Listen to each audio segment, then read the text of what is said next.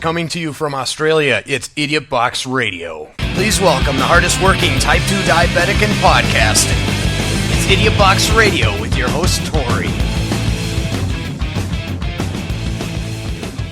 Hey there friends, Tori here from Idiotboxradio.com. I hope that you are super well. You can find me nightly live on TikTok. Look for the username Idiotboxradio. If you have any stories about your life that you'd like to share or just want me to read an email out on the show, then absolutely please do so. And I'm just going to quickly refer to that because I do have such said hitherto aforementioned email here. So this is from one of my patrons.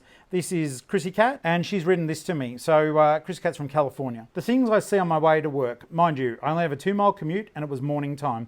I was at a stoplight and in my rear view mirror, what do I see? A woman that was smoking a cigarette and eating a cob of corn at the same time. It was the oddest thing to witness.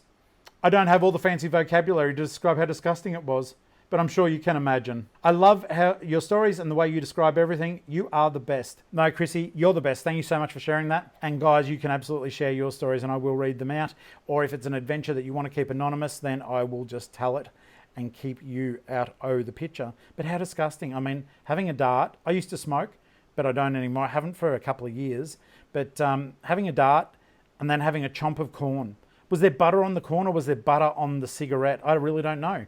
Chrissy, I think you should have taken some better notes. But yeah, it's one of those weird things, like it's nearly Christmas, guys, and I work in a land of retail in my day job when I'm not busy being an international superstar. And one of the things that happens is there's always someone who gets fucking bent out of shape or comes in looking for an argument where there isn't one. And I never fully understand it. And it absolutely does shock me that people do this all the time. But the other day, a guy comes up to me, he's after Apple stuff, and he does this thing. He's got his fucking puffed out fucking dad bod, big gut, and he's got his kids there with him. I didn't realize they were his kids. I was like, I would have been dying inside. They were teenagers old enough to be embarrassed by dad's poor behavior. But he came up and he wanted a couple of Apple things, and we can't discount Apple things because Apple doesn't leave enough profit in them for us to discount the Apple things, even though I myself am an unabashed Apple fan. But he said to me, oh, you know, I want 2 iPads and I want blah, blah, blah, blah. We just got stock in, so it was pretty good. And I was stoked. I was like, yeah, man, absolutely. I can get that for you. And, you know, here's the total. And he goes, well, I'm buying several things. Surely you can do better than that. I'm like, no, I'm really sorry. I wish I could, but that's one of the brands that we can't fiddle with because Apple doesn't want us to. They want the prices to be the prices to be the prices, unless they tell us differently. And then in a very loud voice, puts his hands on his hips and he puffs out his gut. He's like, well, I've got a friend at Apple. And I'm thinking, fuck me. Really? What the fuck, mate? You seemed okay for 2 seconds. You've got a friend at Apple. No, you fucking don't. If you had a friend at Apple, you'd be fucking tapping that shoulder 24/7 non-stop. And they'd be telling you the same thing. Hey dude, can't fucking help you. The company wants to make its money, whether it's out of me or you. But yeah, I've got a friend at Apple and they give us at least a 15% discount. What the fuck are you doing in our shop, mate? They will have the product. They make it. But just these puffed out, fucking chest pounding, fucking silverback gorillas. Another thing I do love around Christmas time is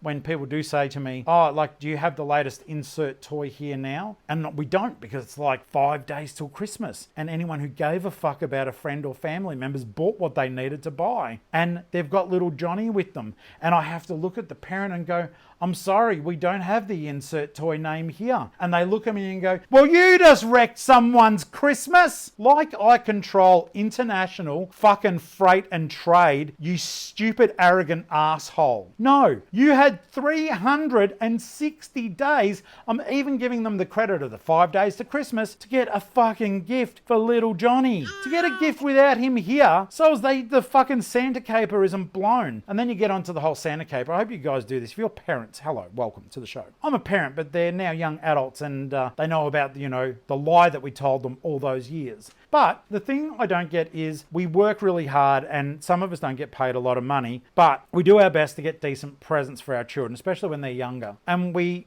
attribute it all to a fictional character who happened to bring it all along. And I was thinking to myself, maybe it's selfish of me, but I've worked hard. I'm doing without in order to, you know, fucking fulfill Jesus' birthday presents. And I'm looking, I'm thinking, I'm looking, and I'm thinking to myself, why did Santa bring the trampoline? Why couldn't Santa have just brought the little sack of fucking lollies and throw away gifts? Why did he get the big fucking shout out when I did all the work?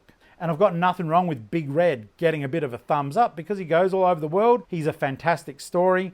And I do think it evokes the spirit of Christmas. Like I was sad when my children stopped believing last week. No, multiple years ago. But I'm like, Jesus, really? Why didn't I just give myself the credit? That the kids knew that I was working hard to provide them with a decent Christmas present. And I think you guys, it's probably too late for this year. But just bear in mind, it's like a lot of you guys send yourselves broke. I set myself a budget. I set the kids a budget. And I always have. And I just like, it may seem like I'm a fucking tight bastard. Sorry, in case that doesn't translate to other countries, as though I'm a cheapskate. But I know how much I can afford. I know how much I can spend without going broke, especially over this period of time. I've seen people buying their children brand new Apple iPhones. $1,300 phone for a Christmas gift for a 12-year-old. Seriously? If you've got that much fucking throwaway, become a patron. You can do that at idiotboxradio.com. No, it does blow my mind. It's like the most I could do was like, $150 to $200 a kid, and they would find stuff they wanted, or I'd give them money later on down the track. But I still see it today. People like, they go, oh, that's just a little stocking stuffer, and it's a $300 gaming headset. Like, where the fuck are you getting your money from, and why?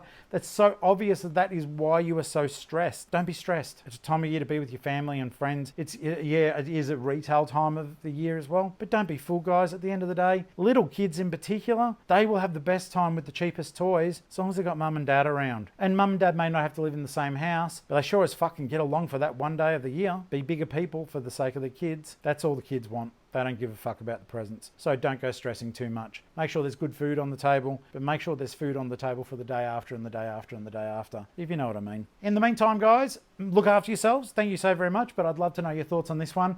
Pop a comment down below. Share it out to your friends. And until next time, catch you later. Love you. Bye.